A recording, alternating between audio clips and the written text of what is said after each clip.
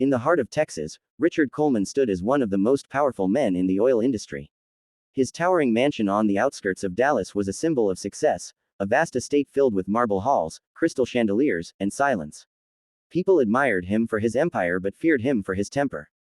Behind his sharp suits and icy stare was a man who valued money more than people. Every employee in his mansion knew one rule: never question Richard Coleman. Yet, one ordinary morning would shatter that rule and expose the emptiness hidden behind his fortune. It began when Richard discovered that his wife's priceless diamond bracelet, worth over $2 million, was missing from his private safe. Panic quickly turned into fury.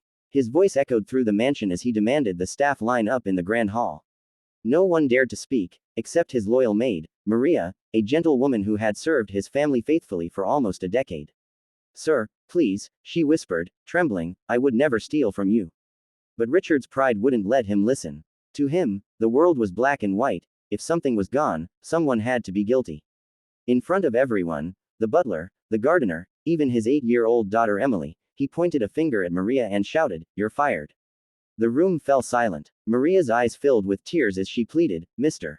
Coleman, I swear I didn't take it." Her words only angered him more. "Leave before I call the police," he snapped. The quiet woman lowered her head, gathered her small purse, and walked out of the mansion she had once cared for like her own home. The moment the door closed behind her, Emily began to cry. But Richard ignored his daughter's tears, his pride still stronger than his compassion. That evening, the mansion felt unusually cold. The laughter of the servants was gone, replaced by an uncomfortable quiet. At dinner, Emily sat across from her father, her small hands untouched by the food on her plate. "Daddy," she finally said, "you made a mistake." Richard looked up, frowning. "Don't start, Emily. That woman stole from us." But Emily didn't stop. She pushed her chair back, ran upstairs, and returned holding something that sparkled under the chandelier's light, the missing bracelet. "I took it," she said, her voice shaking. "I just wanted to wear it for fun, and forgot." For a moment, Richard couldn't breathe. His mind went blank as guilt swept over him like a storm. The words of Maria echoed in his head, her trembling voice, her tears, her loyalty. Without saying a word, he stood up, grabbed his coat, and rushed out into the night. Rain poured down as he drove through the countryside toward Maria's small cottage. Each flash of lightning revealed the pain in his eyes, not from the loss of a jewel, but from the loss of his humanity. When he arrived, her cottage was dark and empty. On the door was a note written in neat handwriting: "I forgive you." Richard stood there, soaked by rain, the paper trembling in his hand. In that quiet moment, something inside him broke, not from regret alone, but from realization. He had built towers of wealth, but no home for his heart. He had won wars in boardrooms, but lost the battle of kindness. When he returned home, he hugged Emily tightly, tears silently falling from his eyes. That night, for the first time, Richard Coleman understood that the truest treasures in life weren't found in safes or banks, they were found in compassion, humility, and forgiveness. And though Maria was gone, her words would stay with him forever. 4 days had passed since the night Richard Coleman discovered the truth about the missing bracelet, yet the guilt still weighed heavy on his heart. The mansion that once echoed with pride now felt like a prison of silence. Every room reminded him of his arrogance, every reflection of his face reminded him of what he had done to Maria. Seeking peace, he packed a small bag and decided to drive west, into the open lands of Arizona. He had no destination, only a need to escape the noise inside his mind. The further he drove into the desert, the quieter his thoughts became. The Arizona desert stretched endlessly before him, golden sands under a cloudless sky. The wind carried whispers of loneliness, and for the first time in years, Richard listened. As dusk settled, his car rolled past a dry riverbed and an abandoned water tank. Then, something caught his eye, a small, fragile figure lying motionless near the tank. He stopped abruptly and stepped out, his shoes crunching on the gravel. There, covered in dust and trembling, was a little Apache boy, no older than 7, his lips cracked from thirst, his ribs visible beneath his torn shirt.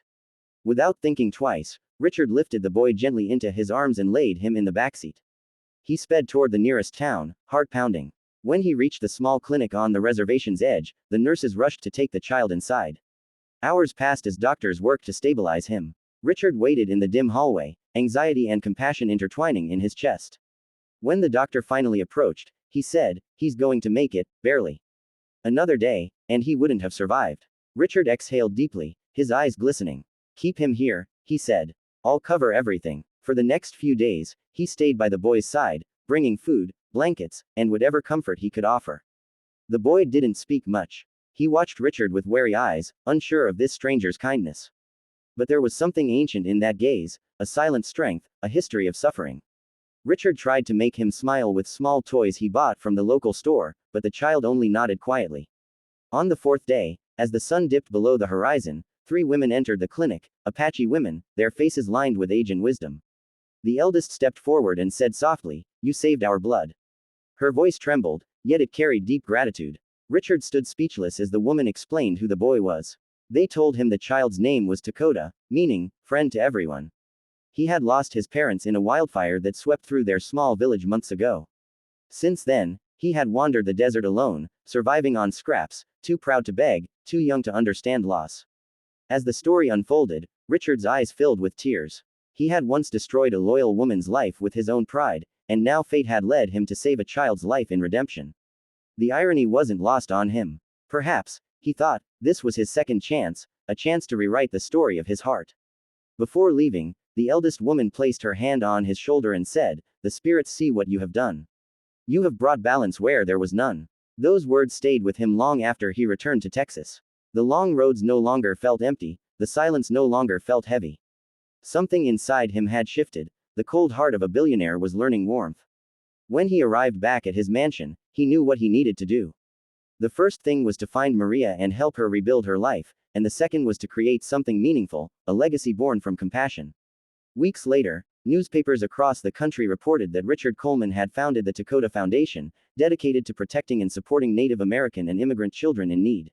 His former employees noticed a new man, humbler, kinder, one who listened more than he spoke. In his mansion, laughter returned, not from wealth or power, but from purpose. And though the world still knew him as one of the richest men in Texas, those who met him after that desert journey said something had changed forever. They said Richard Coleman had finally found his heart, not in his bank vaults, but in the lives he touched with kindness.